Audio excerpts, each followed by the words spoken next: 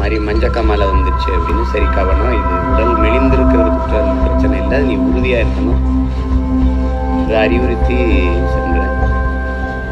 அதுக்கப்புறம் பார்த்து சரியாக தான் இருந்தார். ஆனால் நேற்று இந்த செய்தி கேட்டு நம்ப முடியல, பேரதிர்ச்சியாக இருக்கு. முன்னாடி என்னன்னா ஒரு ரோபோவாக இருக்கும்போது இந்த ஸ்ட்ரீட் பெயிண்ட்லாம் போட்டு ஸ்டேஜில் நிறையா வந்து உடம்பு ஃபுல்லாக ஸ்ட்ரீட் பெயிண்ட்டை பூசிட்டு அது ஷோலாம் பண்ணுவார்.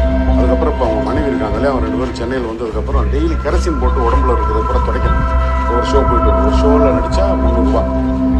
அந்த துடைச்சதுல இந்த ஸ்கின்ல இருக்கிற எண்ணமெல்லாம் போய் ஆல்ரெடி அவருடைய இளமையிலே அவருக்கு ஒரு ஜாண்டிஸ் இருந்தது. நம்ம அஜித் சாரோட விஸ்வாசம் படத்தில் அவருக்கு ஜோடியாக நடித்தேன். அதுக்கப்புறம் இன்னொரு வெளிவராத படம், அதுக்கு நான் அவருக்கு ஜோடியாக நடித்தேன்.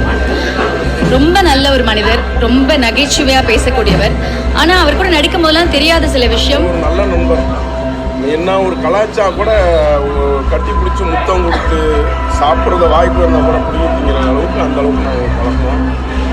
இப்படி ஒரு இழப்பு வந்து தாங்கிக்கவே முடியல. அவரது ஆன்மா இளைப்பாறட்டும் அப்படின்னு வேண்டிக்கிறத தவிர வேறு வழி இல்லை. நல்ல ஒரு தம்பியை இழந்திருக்கிறோம். திரையுலகம் ஒரு திறமையான ஒரு நடிகரை இழந்திருக்கிறது. பேரனுக்கு நாளைக்கு மறுநாள் காது குத்து வச்சுருக்காங்க.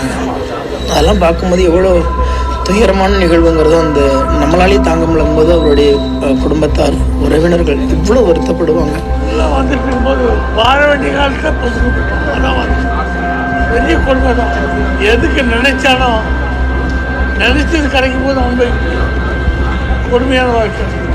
அதாவது இந்த 46-47 வயசுங்கிறது தியாகராஜ பாகவதர்லேருந்து ஆரம்பித்து NSK 49 வயசு, பாண்டியன் சார், முரளி சார், கலாபவன் மணி சார், பல நடிகர்கள் வந்து 50 வயசுக்கு முன்னாடியே அவங்க காலமாயிட்டாங்க.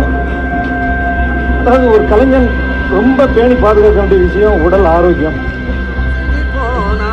குடிக்கிற சரக்கு குணம் என இருக்கு, வேகிற கரிய பாதியில் நொறுக்கு. வணங்காத உன்னை வணங்காத நேரம் இல்லை எங்கள் கருப்பையாவே. வாழ்க்கையில் ஒளி வீசும் வரம் தரும் மூணு சாமி, வரம் தரும் மூணு சாமி, வரம் தரும் மூணு சாமி.